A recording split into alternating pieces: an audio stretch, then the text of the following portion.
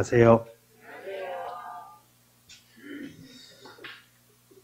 자, 교재 우리 목차 한번 봅시다. 맨 앞에 보시면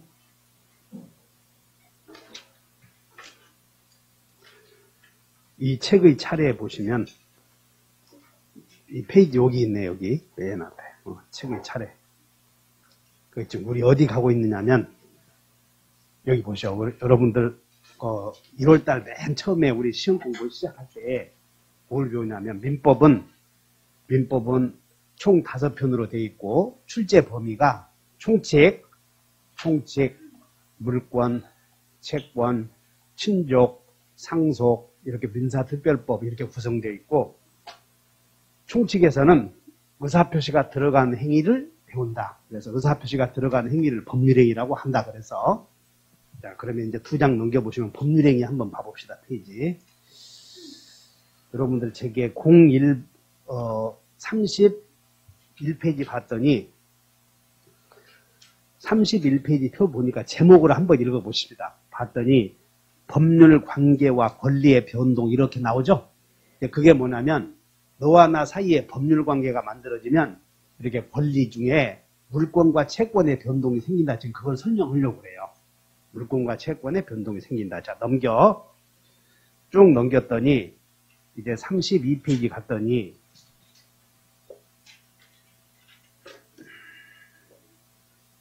32쪽에 맨 밑에 한번 보십시다.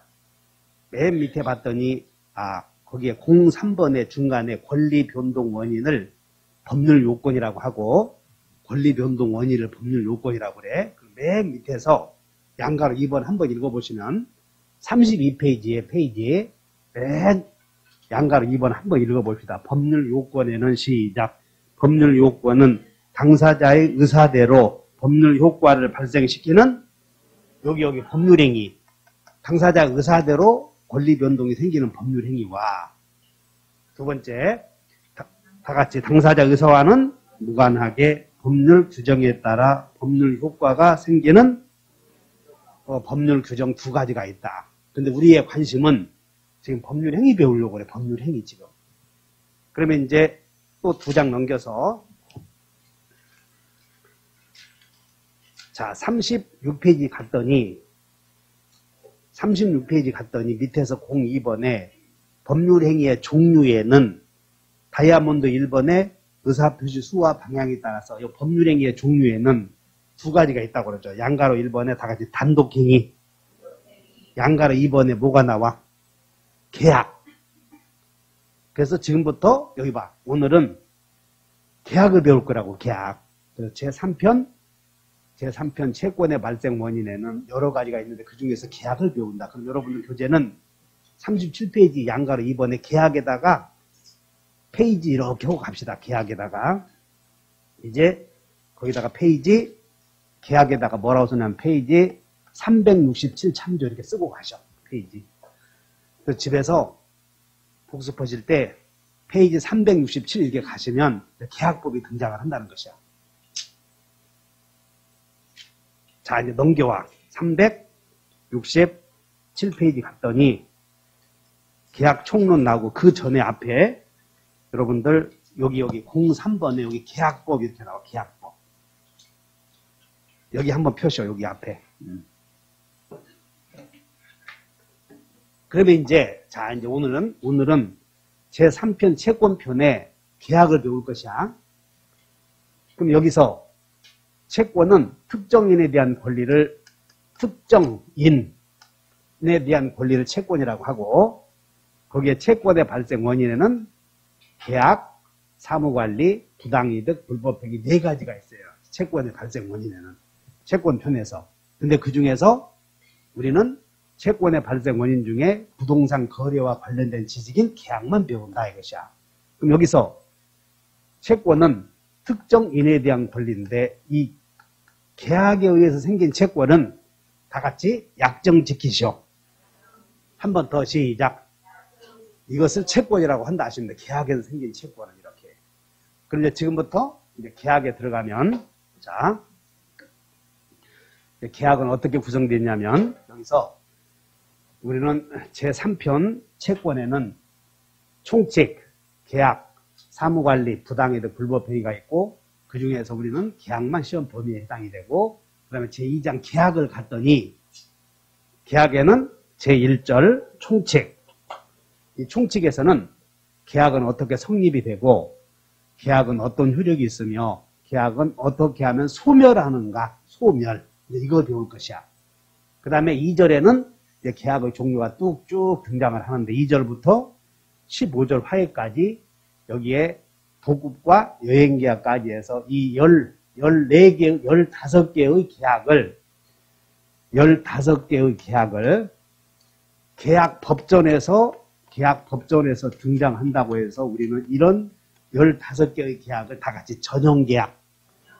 자, 여러분들은 어디로 넘어가냐면 368페이지를 가. 368페이지 갔더니 02번에 계약의 종류에 양가로 1번에 다 같이 전형계약, 비전형계약. 이거 개념 잡으시고 여기 봐. 그 중에서 우리는 부동산 거래와 관련된 매매, 교환, 임대차 세 가지만 우리 시험 범위에 들어가는 계약이에요. 그럼 우리는 이제 매매나 교환이나 임대차 계약을 배우는데 시험이 임대차는 물어본다고. 임대차는 전형계약이다 이런 표현이 나오면 O 해야 돼, X 해야 돼. 그렇게 배우자고 하자는 거야. 이게 외울 필요는 없는 것이야 이게. 다시 해. 전형계약이는 다시 계약법전에 이 법전 전자야. 법전전. 계약법전에 등장하는 여기 제2장 계약에서 나오는 여기 우리 법전에 들어가면 제2장에서 등장하는 계약을 다 같이 전형계약 이렇게 이해하면 되는 거예요. 그러면 제2장 이외에 이제 나머지에서 나오는 여러 가지 또 계약이 있겠지. 그런 걸 B자 붙여서 다 같이 비전형계약 이렇게 이해하시면 돼. 다 같이 매매는 전형계약이다. 그럼 O 해야 돼, X 해야 돼. 그리고 O 하면 되는 거예요. 임대차는 전형계약이다 그러면 O 하면 되는 거야. 이해하셨어? 그래서 여러분들은 거기에 368페이지 전형계약, 비전형계약 그것만 이해하시면 돼. 그럼 이제 그 중에서 이제 이런 자 여기 봐. 그 중에서 이런 총칙에서는 이런 14개의 계약은 어떻게 성립이 될 것인가 이걸 배운다니까. 14개의 계약은. 그래서 지금부터 14개의 계약은 어떻게 성립이 될 것인가를 살펴보기 위해서 우리가 계약 강론에서 매매라는 계약을 한번 얼른 보고 오자. 자, 420페이지로 가보자. 420페이지. 찾으셨나? 얼른 책만 펴. 이렇게 풀기가 없는 사람들 요거 하나씩 사. 나같이. 사서 착착 넘겨야지. 자, 한번 읽어본다. 563조. 매매는 당사자 일방이 시작. 매매는 당사자 일방이 재산권을 이전할 것을 여러분 약정 하나 동그라미 쳐. 약정. 상대방이 그 대금을 지급할 것을 약정함으로써 뒤에도 약정 2개. 그러니까 매매는 약정 1개 있어. 2개 있는 거예요. 한 사람은 여기 봐. 재산권 이전해 주겠다고 약속하고 다른 사람은 대금 주겠다 약정하는 거예요. 동의해? 그래서 약정. 자, 그러면 이제 또 저 뒤에 가보자. 빨리 임대차로 가보자. 교환 앞에 매매 교환. 자, 교환이 어디 나오냐면 448페이지 펴보셔. 448페이지. 빨리 펴. 400 몇 페이지? 448. 자, 주문 나오죠? 한번 읽어본다. 교환은 시작. 교환은, 자, 지금부터 이제 쌍방이 밑줄 보죠. 쌍방이. 금전 이외의 재산권을 상호 이전할 것은 약정 동그라미 쳐. 약정. 그러니까 교환은 한 사람만 약정하는 것이야. 두 사람이 약정하는 것이야. 두 사람이 약정하잖아, 이렇게. 그럼 약정하면 한 사람만 지켜야 돼. 두 사람이 모두 지켜야 돼.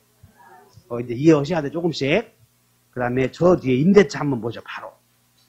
450페이지에, 자, 임대차. 450페이지 임대차. 임대차는 다 같이 시작. 임대차는 당사자 일방이 상대방에게 목적물을 사용 수익하게 할 것을 뭐하고? 약정하고. 동그라미 약정. 상대방이 그 차임을 지급할 것을 약정함으로써 그 효력이 생기나 약정 동그라미 쳐. 이해 갔나? 그러면 이제 여러분들은 지금 또 뭘 배우냐? 앞으로 넘어가서 우리 지금 계약의 종류를 배우는데 잘 이해하셔야 돼요. 자, 369페이지를 펴봐. 369페이지 펴봤더니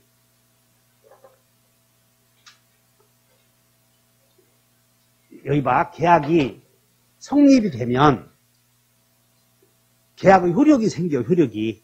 근데 효력이 생기는데 약정을 두 사람이 지켜야 하는 계약을 369페이지 펴봐.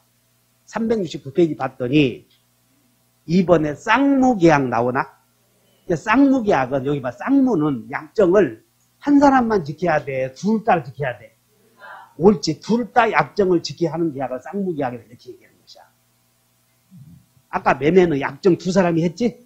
한 사람이 했어? 두 사람이 했어? 그러니까 한 사람만 약정 지켜야 돼? 둘 다 지켜야 돼? 이것을 쌍무계약이라고 하는 거예요. 그럼 이제 밑줄 그시고 쌍무계약이다. 오른쪽 메모해버려. 약정을 이렇게 약정을 두 사람이 지켜야 하는 계약이라고 써버려요. 약정을. 근데 여러분 책을 보면 뭐라고 되냐면 당사자가 서로 대가적 의미를 갖는 채무를 부담하는 계약을 쌍무계약이라고 한다. 이렇게 쓰여 있는데 여러분들이 그 말을 이해하기가 힘들어. 그냥. 따라서 계약을 체결했을 때 약정을 했을 때 한 사람만 약정을 지키는 계약을 편무, 쌍방이 모두 약정을 지켜야 하는 계약을 그렇게 말고 가는 거예요. 넘겨 이제. 그 다음에 370페이지 갔더니 거기에 오른쪽에 낙성계약과 요물계약 나오지? 그래서 자 여기 봐. 오른쪽에다 메모해. 낙성계약, 요물계약 오른쪽에다가 별표 넣으시고 청약, 승낙 플러스 합치 계약이 성립될 때 청약, 승낙, 합치만 있어도 성립이 되는 계약을 낙성계약이라고 하고 청약, 승낙, 그리고 합치가 있을 때 성립이 되는 계약을 낙성계약이라고 하고 밑에는 청약, 승낙, 합치 이외에 청약, 승낙, 합치 이외에 물건의 인도나 일의 완성, 물건의 인도나 일의 완성까지 있어야 이루어지는 계약을 요물계약이라고 그래. 자, 오른쪽에다가 이렇게 요물계약 이렇게 써놓으면 돼요.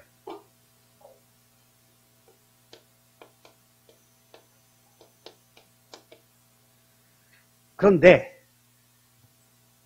우리 계약법에서 나오는 15개의 계약 중에 전부 청약, 승낙, 합치만 있으면 성립이 되는 낙성계약인데 전부 우리 계약법에 나오는 시험 범위 중, 계약의 종류가 15개가 있는데 전부 청승 합치만 있으면 성립이 돼. 그런데 그 중에 현상광고라는 게 있어요. 현상광고. 그래서 현상광고를 한번 살펴봤더니 그냥 여기 써 있으니까 현상광고는 시험 범위가 아니야. 그냥.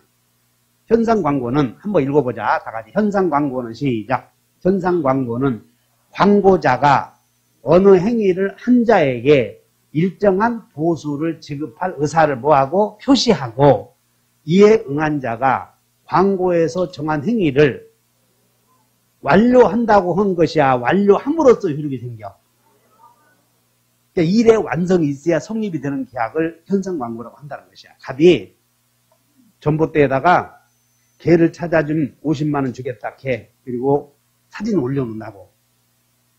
그러면 우리 술 잔뜩 먹고 술 먹고 화장실 갈 때는 화장실로 가는 거예요. 술 취한 사람들이 전봇대 옆으로 가는 거예요. 그래서 거기다 보니까 개를 찾아줌. 그리고 50만 원 주겠다 이렇게 쓰여 있는 것이야. 쓰지 말아요. 쓰시오 하면 쓰고. 왜냐하면 내 말 안 들으면 전부 망했어. 그러면 이 을이 전봇대에다 전화를 걸어서 내가 565에 0707 자, 내가 걔를 찾아주겠다 이렇게 하면 계약이 이루어지는 것이야. 걔 찾아왔다 해야 이루어지는 것이야. 그거 이해하면 되는 거예요. 걔를 찾아왔음 해야 이루어진다 그 말이야.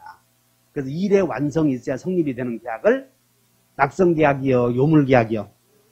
그러니까 요물은 그냥 읽어보면 돼. 물건의 인도까지 요구되는 계약. 다 같이 물건의 인도까지.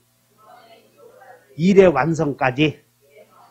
그러면 우리 시험에 나오는 이게 전형계약 중에 전형계약은 전부 청승 합치만 있어도 성립이 되는 낙성계약인데 딱 현상광고 하나만 요물계약이에요. 현상광고 하나만.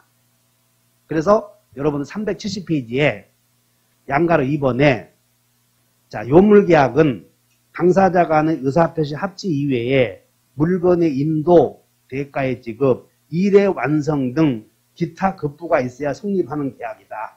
예를 들어 한번 읽어본다. 계약금 계약, 보증금 계약, 대물변제. 그러면 그 앞에 있는 계약금 계약, 보증금 계약, 대물변제는 여기 없는 계약이니까 그런 걸 비전형 계약이라고 그래. 거기 왼쪽에는. 메모해보셔. 계약금 계약, 보증금 계약, 대물변제에다 몇 줄 보시고 거기는 전형 계약이다. 비전형 계약이다. 그럼 비전형 계약 중에 요물 계약이 나오고 전형 계약 중에 요물 계약은 한 개 있다 그 말이야. 전형 계약 중에 요물 계약은 몇 개 있어? 한 개. 현상 광고. 그러면 자 봐. 현상 광고는 시험 범위요 아니요. 근데 이게 시험 내면 출제 위원들이 정신이 조금 이렇게 헷가닥 하신 분들이라고. 근데 가끔 나와 가끔. 왜? 전형계약의 종류가 있었는데 그 중에 전형계약 중에서 현상광고만 요물계약이다 하시면 되고 여러분들 현상광고는 걔를 찾아와야 성립된다 이렇게 개념 기억하시면 돼. 자, 여기까지 됐나? 자, 그래서 계약의 종류는 끝내버리는 거 여기까지. 한 장 넘겨.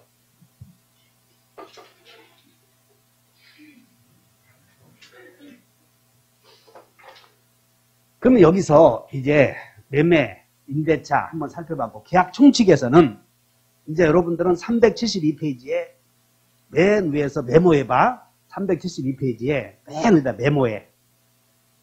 자, 372페이지 맨 위에다가 메모. 제 별표 넣으시고 길라잡이.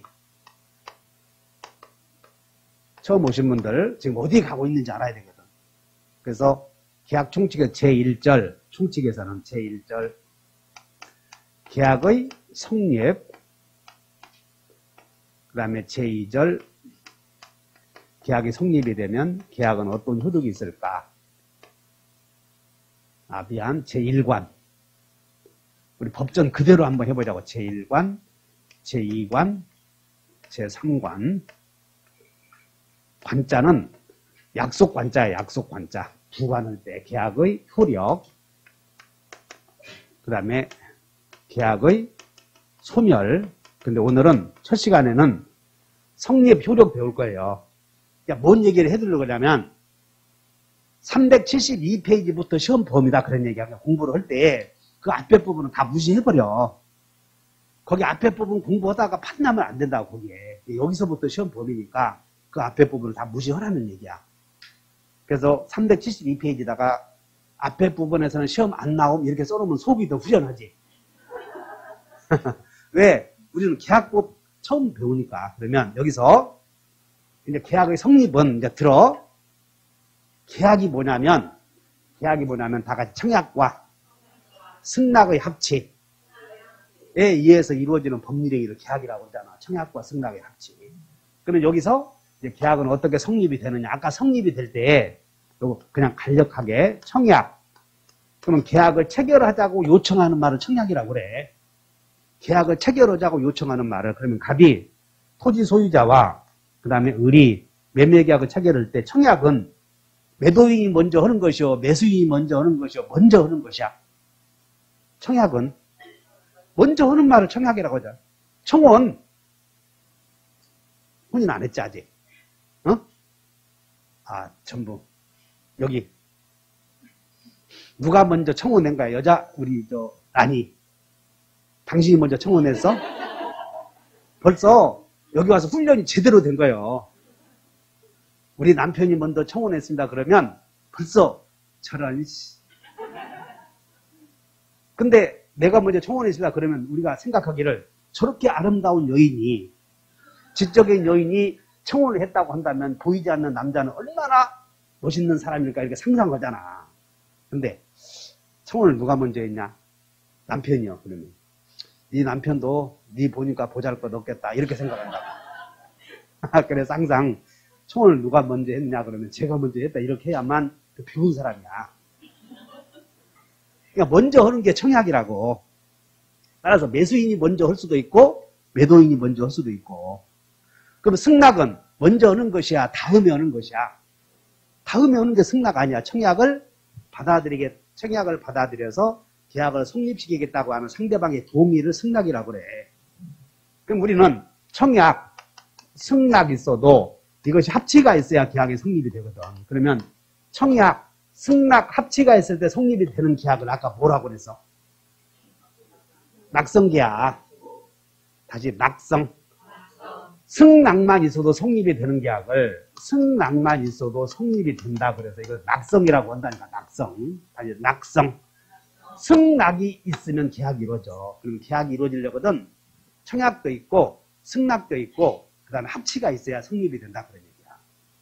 그러면 이제 우리는 계약의 성립, 효력, 해지, 효면을 배울 텐데 이제 계약에 성립되려거든 계약의 구성 요소로서 다 같이 청약, 승낙 있을 것이란 말이야. 청약은 계약을 체결하자고 요청하는 말인데 우리 시험은 자 지금부터 밑줄 그셔. 373페이지에 1번에 양가로 1번에 청약의 의의가 나오는데 청약은 밑줄 그셔. 형광펜. 청약은 확정적이어야 된다. 밑줄 그셔. 청약은 끝에 봐. 주어 동사를 잘 찾아. 여러분들이 공부를 할 때 주어 나오고 결론만 하시면 되거든요. 청약은 이에 대응하는 상대방의 승낙과 결합하여 일정한 내용의 계약을 성립시킬 것을 목적으로 하는 무슨 의사표시? 그러니까 청약은 계약을 체결하자는 의사표시인데 이건 확정적이어야 한다. 그런 뜻을 가져야 청약의 요건은. 그 다음에 2번 가서 청약은 봐라. 청약의 상대방은 내가 누군가에게 청약을 할 때 청약은 꼭 특정인에게 해야 되겠어? 불특정인에게도 해도 괜찮겠어? 그래서 동그라미 2번 가서 청약의 상대방은 동그라미 쳐놓고 불특정에다가 동그라미 치는 거예요. 그러니까 여러분들이 373페이지에서 볼 내용은 계약의 구성 요소에는 청약과 승낙이 있는데 그냥 청약은 확정적이어야 하고 불특정인에게도 된다. 이 정도 마시면 돼. 그래서 더 구체적으로 말하면 다 청불 이렇게 기억해놓으면 되는 거야. 더 공부하면 안 돼. 그 다음에 계약의 구성 요소로서 한 장 넘겨봤더니 승낙은 여러분들 승낙이 나와 한 장 넘겨봤더니 저 376페이지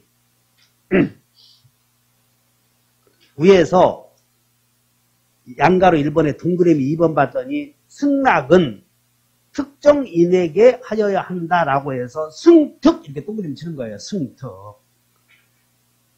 양가로 1번, 동그라미 1번, 동그라미 2번에 승낙은 여기 봐. 승낙은 아무에게나 붙잡고 해야 돼. 청약한 자에게만 해야 돼.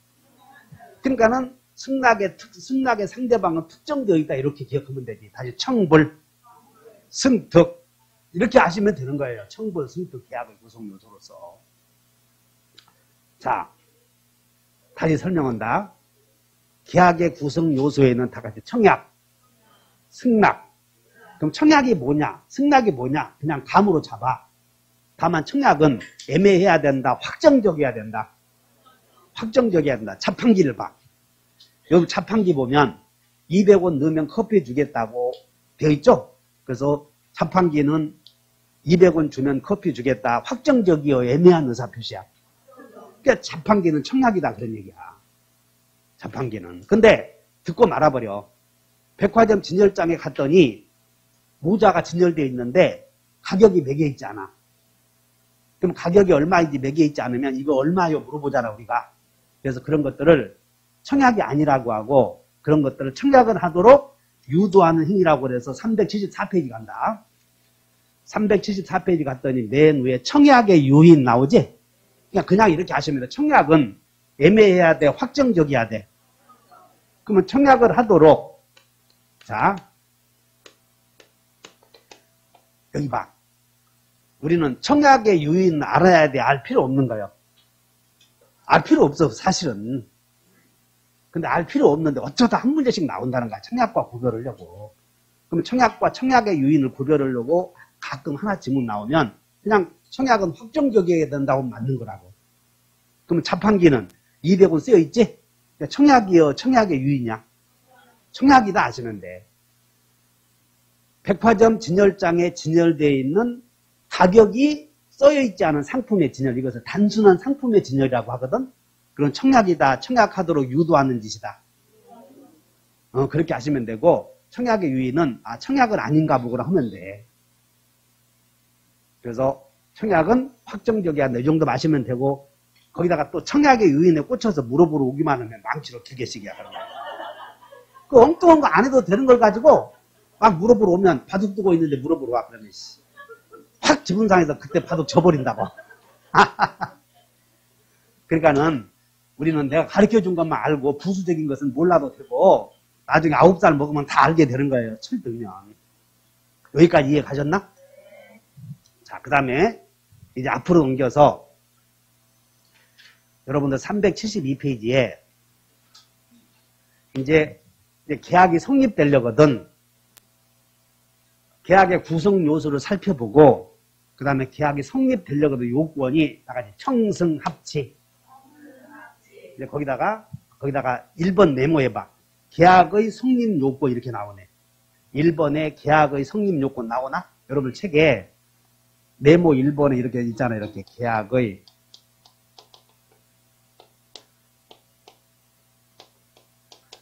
성립 요건으로서의 합의 나오잖아. 거기다가 메모해. 그러면 계약의 성립 요건 합의 이렇게 써지 말아요. 계약의 성립 요건에다가 이렇게 메모하시고, 계약의 성립 요건에 메모하시고, 청약, 플러스 승낙, 그리고 거기다가 합치까지 있어야 성립이 되는 거야. 합치. 계약이 성립되려거든 청약과 승낙만 있어서는 안 되고, 청약과 승낙의 내용이 일치해야 된다는 거죠. 일치. 알아들어? 그러면 여기서 계약이 성립이 되면 이제 비로소 합치가 되면 계약이 성립되었다 이런 말을 써. 그러면 계약이 성립이 되면 이제 효력이 계약이 성립되는 그 계약은 유효 아니면 뭘로 나누어져? 무효이거나 또 뭘로? 취소 사유가 되잖아 이렇게.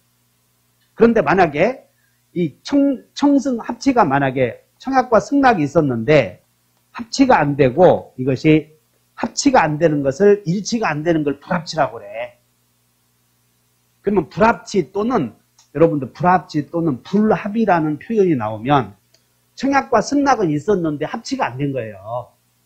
그럼 여기가 불합치 이렇게 불합이 또는 불합치 뭐 어쩌고 나오면 성립이요 불성립이야. 그거 알면 되는 거. 계약의 불성립이다 이렇게. 그러므로 계약의 불성립의 경우에는 무효라는 말을 쓴다고 갈 필요도 없다고. 이게 총칙에서 배운 거야 이게. 그러니까 성립이 되고 나서 유효 무효 나눈 거지 불성립이라고 하는 것은 무효다 이런 말을 쓰면 안 된다는 것이야. 알아들었나? 그래서 373페이지 갔더니 위에서 2번에 불합이 나오나? 그러니까 불합의는 요 상태. 청약과 승낙은 있었는데 합치가 안 된 걸 불합이라고 그래. 그럼 불합의가 나오면 거기 무효요. 무효는 될 수 없는 거예요. 무효는 아니다 그 말이야. 불성립이기 때문에 계약이 성립조차 안 된 거. 계약도 아니에요 그것은. 그러므로 여러분들은 무슨 뭐 거기에 뭐 숨은 불합이든 안 숨은 불합이든 잡아. 어디? 동그라미 양가로 3번 보자. 3번 바닥에 따라서 안 불합이든 숨은 불합이든 합의에 알고 일부러 불합치 시켰느냐, 불합치된 걸 모르고 불합치 시켰느냐 중요하지 않아. 우리의 관심은. 그러니까 불합이만 나오면, 숨은 불합이가 나오면 무효여 불성립이야. 그것만 알면 되는 거지. 야, 숨은 불합이가 뭐냐? 나도 몰라. 그거 뭔지. 아, 숨어 있는데 어떡하냐? 그런 게. 그럼 궁금하면 들춰봐 한번. 야, 뭐가 숨어 있지? 여성아, 숨어 있는 거 궁금해? 그래서 궁금하면 어쨌든 수문이 중요한 거요, 불합이가 중요한 거요. 요것만 알면 되는 거예요. 그래서 불성립이다 이렇게 가버린다고. 오케이? 그 다음에 373페이지에 이제 뭐 청약에 나오고 승낙에 나오고 다 공부했어. 그러면 이제 여러분들 어디로 가냐면 페이지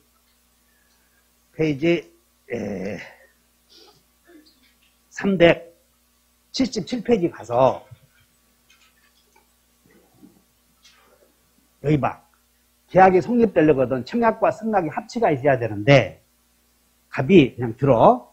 을에게 내가 내 토지를 너에게 2억에 내가 토지를 너에게 2억에 팔겠다라고 청약을 했어. 그랬더니 을이 내가 네 토지를 2억에 팔겠다 청약을 한 것이야.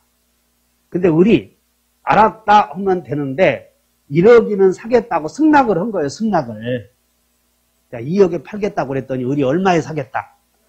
1억에 주면 사겠다고 승낙을 한 거예요. 그럼 계약은 이루어졌어? 안 이루어졌어? 의식적으로 불합시켜버렸잖아. 의식적으로. 그래서 봤더니 530조에 530조가 아니라 한 장 더 넘겨보셔. 거기 봤더니 378페이지 봤더니 534조에 변경을 가한 승낙 나오나?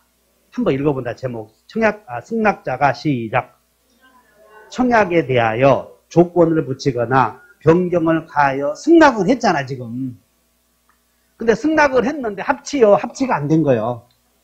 합치가 안 됐으니까 이런 걸 의식적 불합치다 그런 거예요. 의식적 불합치. 일부러 불합치 시켰어. 쓰지 말어. 그런 거 의식적 불합치 그런 거 안 나오니까. 그러면 자, 변경을 이렇게 하시면 돼. 변경을 가해서 승낙을 했다면 합치요, 불합치요? 그것만 알면 되는 거. 변경을 가해서 승낙했다면 불합치 되었으므로 계약은 이루어지지 않았다. 자, 읽어보자. 청약에 대하여 조건을 붙이거나 변경을 가하여 승낙을 하게 되면 이것은 불합치 되었고 청약을 거절함과 동시에 새로 청약한 것으로 이게 새로운 청약이 되는 거예요. 그래서 조 동그라미 쳐봐. 변경을 가한 승낙에 변 동그라미 쳐놓고 본다에다 동그라미 쳐놓고 이제 동그라미 쳐본다. 다 같이 조변 본다. 그러니까 그거 하나만 외우면 돼. 조건이나 변경을 가하여 승낙을 하면 다시 조건이나 변경을 가해서 승낙을 하면 불합치이므로 불성립이고 그것은 새로운 청약으로 보겠다. 그랬대요. 새로운 청약. 여기까지 됐나? 그러면 이제 378페이지 가서 맨 위에다가 이제 메모해요. 378페이지 가서 맨 위에다가 이제 뭐가 나오냐면 두 번째는 계약의 성립과 관련하여 맨 위에다가 별표. 맨 위에다 별표 놓고 계약의 이번 성립 시기 물어보는 게 정해져 있어요. 계약의 성립 시기. 아까는 계약의 성립 요건을 배웠고 그 다음에 계약은 언제 이루어졌냐 성립 시기를 물어보는 거라고. 이해했나? 맨 위에다 메모에 378페이지. 첫째, 계약의 성립 시기와 관련하여 첫째, 격지자 간의 계약의 성립 시기.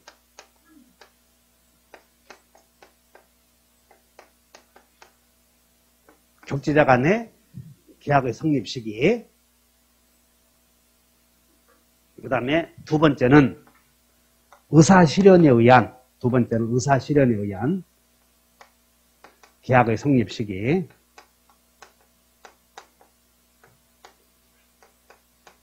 세 번째는 교차 청약에 의한 계약의 성립 시기. 이렇게만 써놓아. 그래서 여기서 한 문제 나오는데 아까 계약의 성립에 대해서 성립 요건, 뭐 청불, 승특 거기서 한 문제 나오는데 간단한 거예요. 여기는 복잡한 게 아니야. 그러면 계약의 성립 시기와 관련하여 여러분들 당사자에는 멀리 떨어져 있는 사람을 격지자라고 하고 지금 휴대폰을 통해서 이 얘기를 하면 대화자라고 그래. 그러니까 부산에 있는 사람도 휴대폰으로 야 내가 내 토지를 2억에 팔겠다 그런다면 그 사람은 지금 대화자지. 멀리 떨어져 있더라도. 근데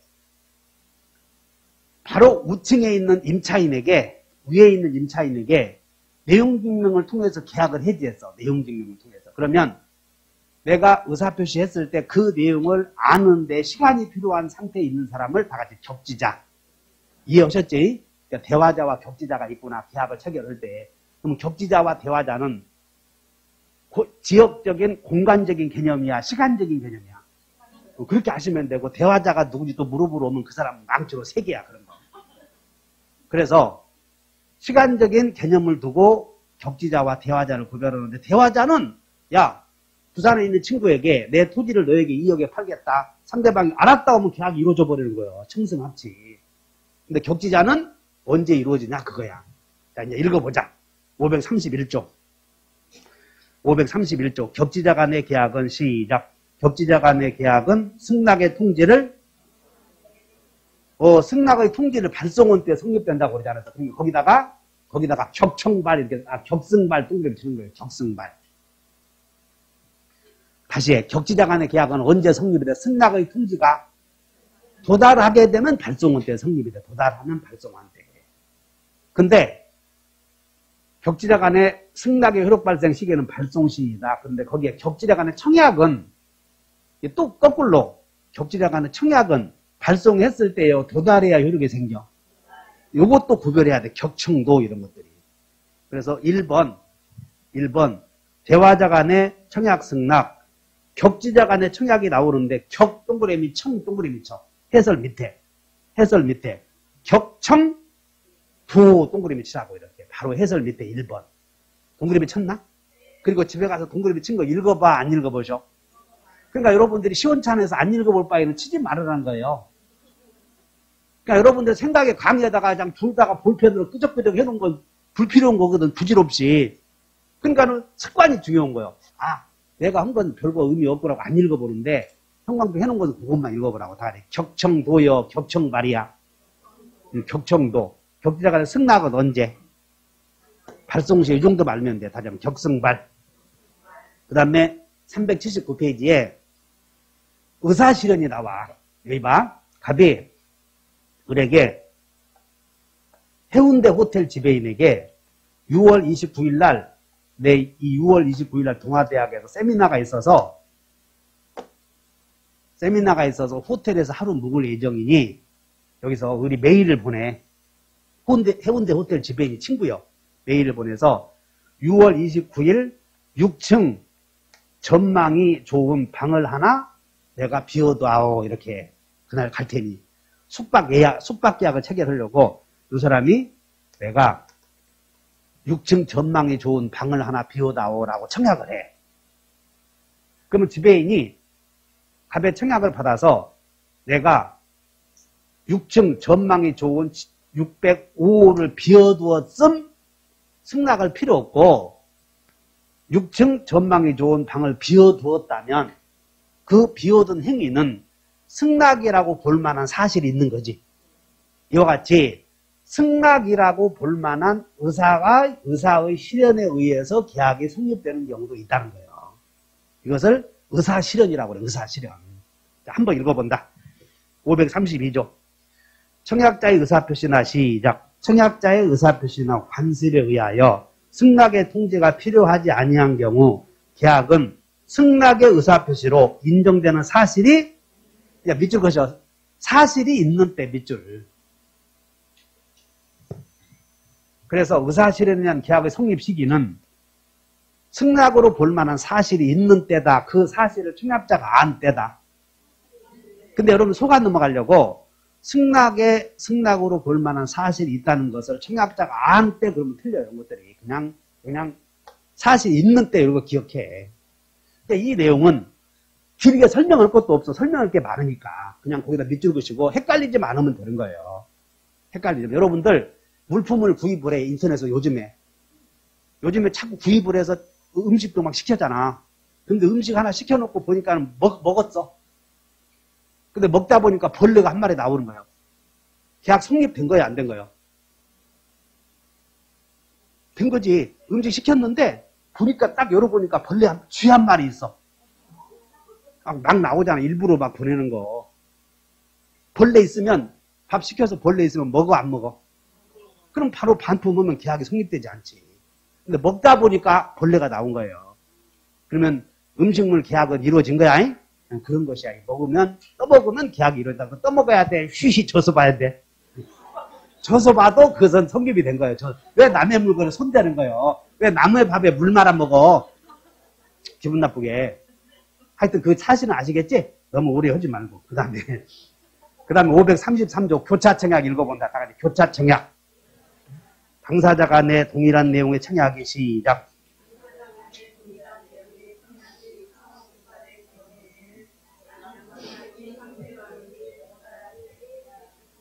두 사람이 서로 값도 내가 너에게 이 집을 2억에 팔겠다 청약을 했고, 청약이 을에게 도달하기 전에 을도 내가 네 집을 2억에 사겠다. 두 사람이 청약을 하는 거예요. 두 사람이. 근데 청약의 내용이 일치되었지. 그러면 갑의 청약을 받고 을이 다시 승낙을 필요 없잖아. 이미 을이 승낙을 한 터이니. 이런 걸 교차청약이라고 그래. 그럼 교차청약은 청약이 일단은 도달을 해야 돼, 안 해야 돼요? 그런데 도달 시기가 다를 수 있지. 그러면 나중에 청약이 도달한 때 계약이 이루어지는 거예요. 그래서 교차청약은 에어번은 나청도, 양청도. 이해하셨나? 쓸 거 없어. 그냥 교차청약. 근데 세 개 중에 지문이, 자, 지금까지 이제 뭘 배웠냐면, 이 계약의 성립과 관련해서, 계약의 구성 요소로서 청불, 승특 기억해놓고, 그 다음에 계약이 성립되려거든 청승 합치.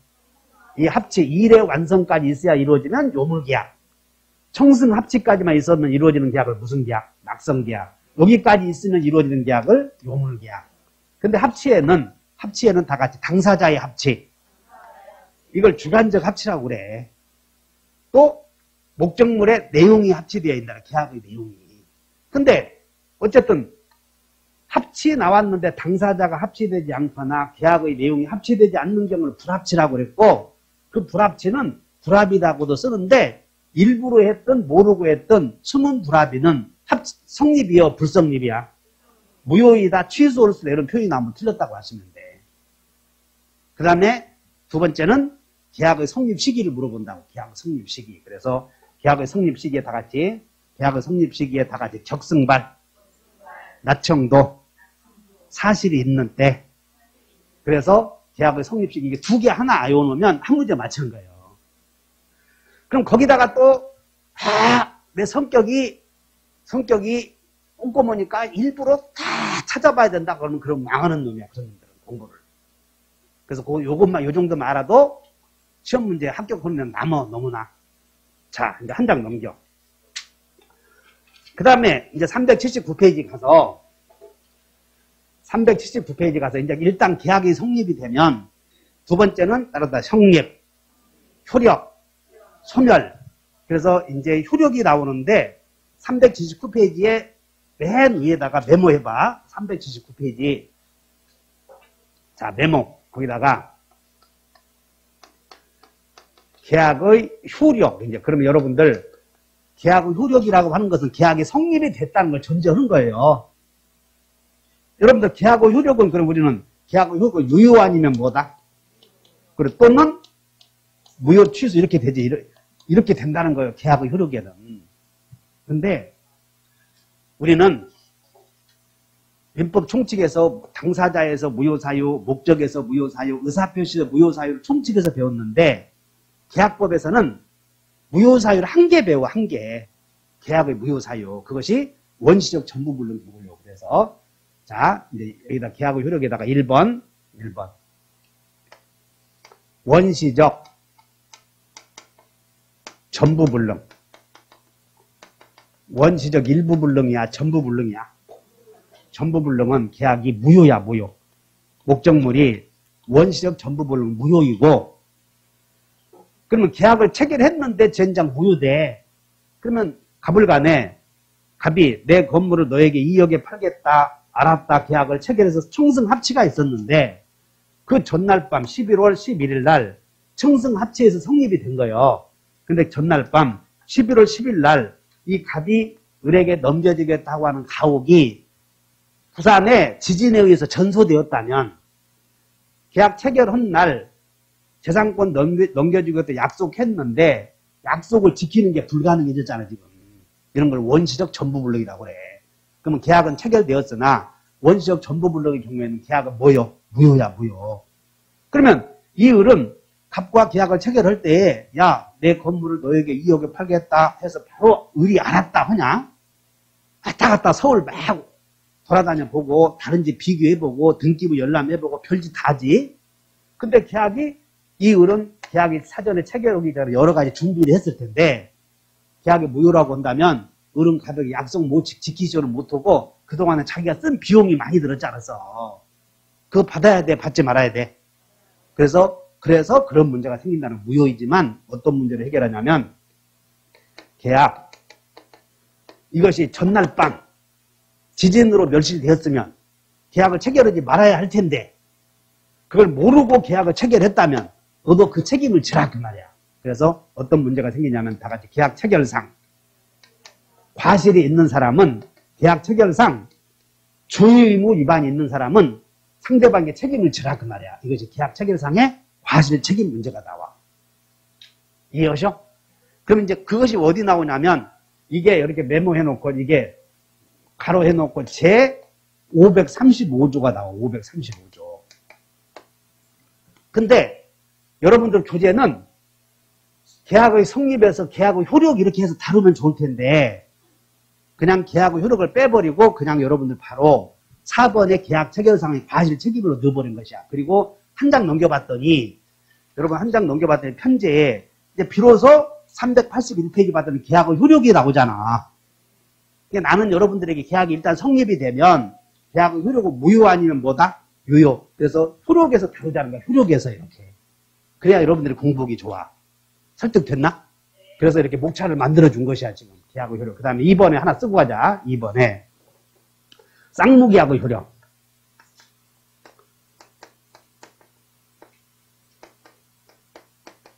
그리고 3번에 제3자를 위한 계약의 효력.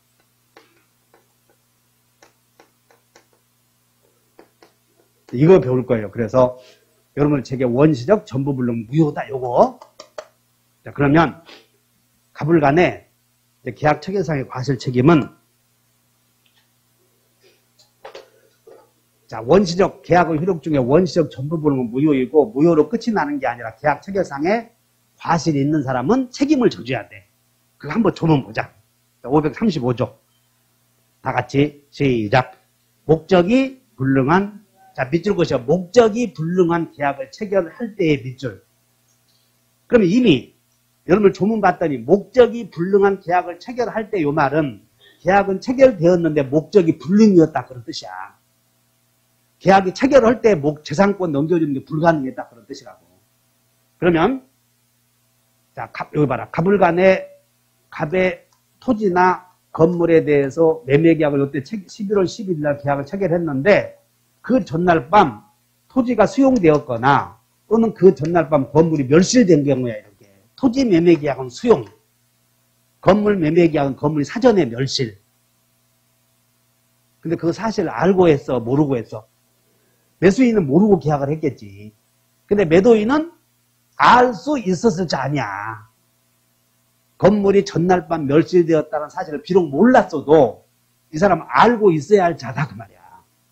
그럼 알 수 있어야 할 자는 상대방이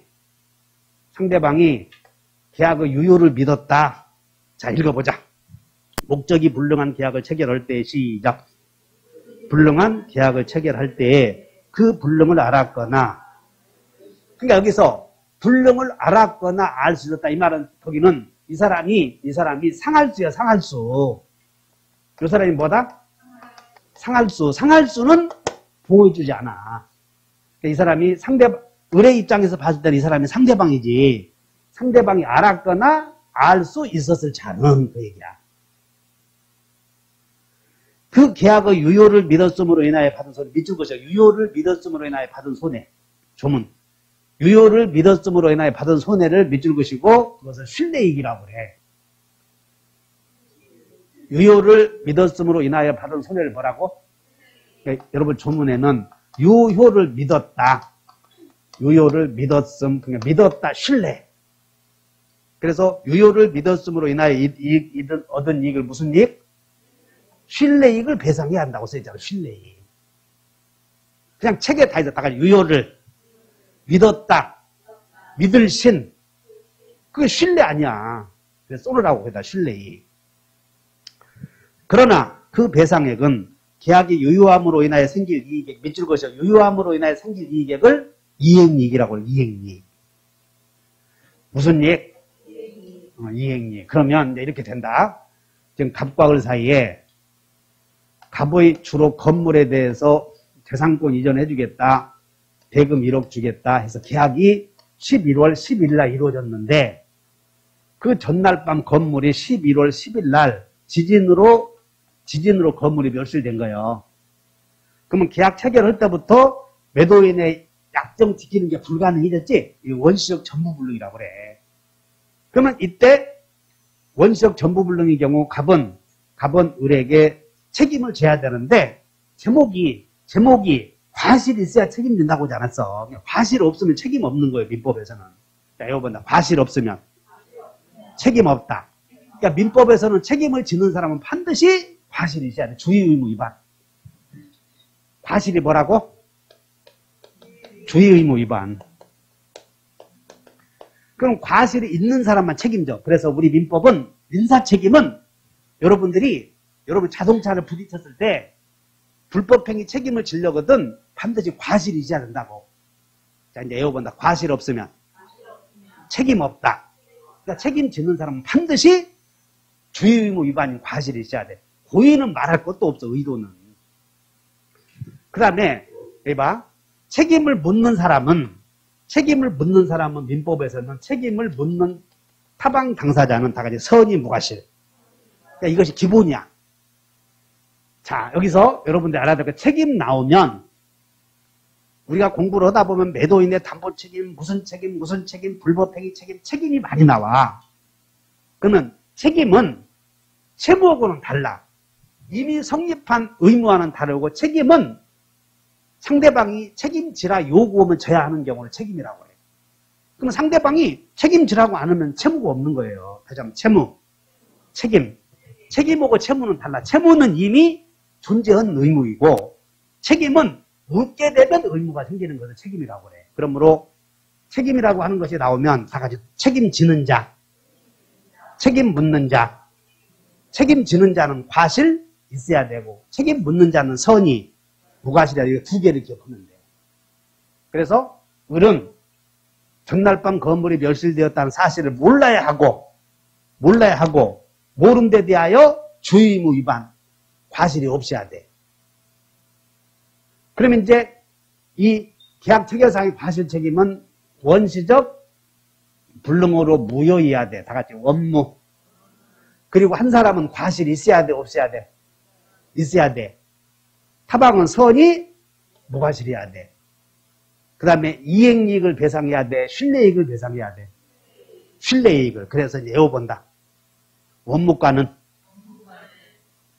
지금 또 원무과가 했더니 줄다가 모른대. 그리고 인터넷 또 자동차 타고 다니는 사람들이 원무과가 뭐냐? 자동차에다 틀어놓고 그거 보이면 안 되잖아. 그래서 다 같이 원시적 불능으로 무효해야 돼. 무효.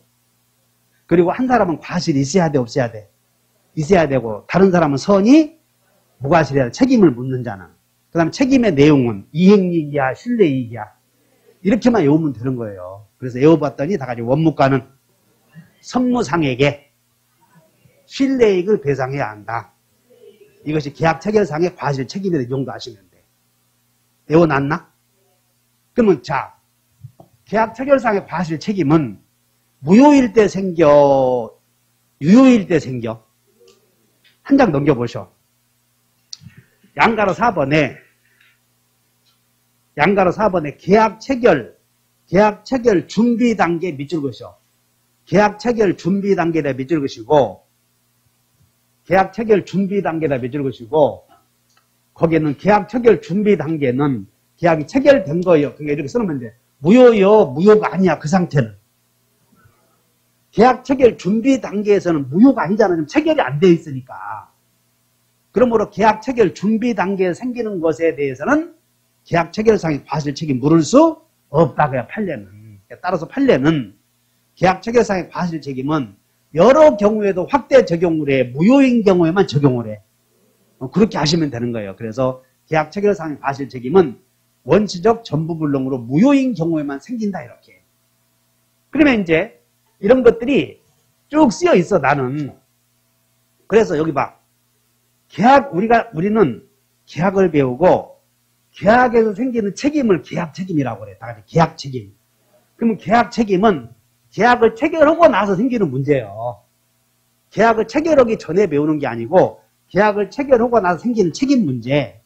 그러면 여기서 계약 책임에서 우리는 책임을 지는 자는 과실이 있어야 돼, 없어야 돼? 있어야 돼, 원칙이. 책임 묻는 자는 어찌해야 돼? 선의, 무과실. 그러면 책임이 유효인 경우도 있고 무효인 경우도 있거든. 그러면 유효이면 이행이익에 대한 책임을 져야 되고, 무효인 경우에는 무슨 이익 배상을 해? 신뢰이익. 이렇게 이해해 놓으면 돼. 다시 한번, 유효이면 이행이익, 무효이면 무슨 이익? 신뢰이익. 그래서 계약 책임에는 다시 한다. 다시 계약 책임. 유효, 무효. 유효이면 책임의 내용이 이행이익, 무효이면 책임의 내용이 신뢰이익. 이렇게 이해해 놓으면 엄청 보기 돼. 이해하셨나? 그 다음에 책임지는 자는 어떻게 해야 돼? 책임지는 자는 과실이 있어야 돼. 책임 묻는 자는 선의, 무과실. 이렇게 기억해 놓으면 된다. 설득돼? 그럼 이해 다 하신 분은 박수 한번 쳐보셔. 쉬었다가 쌍무기하고 효력을 배우자고요.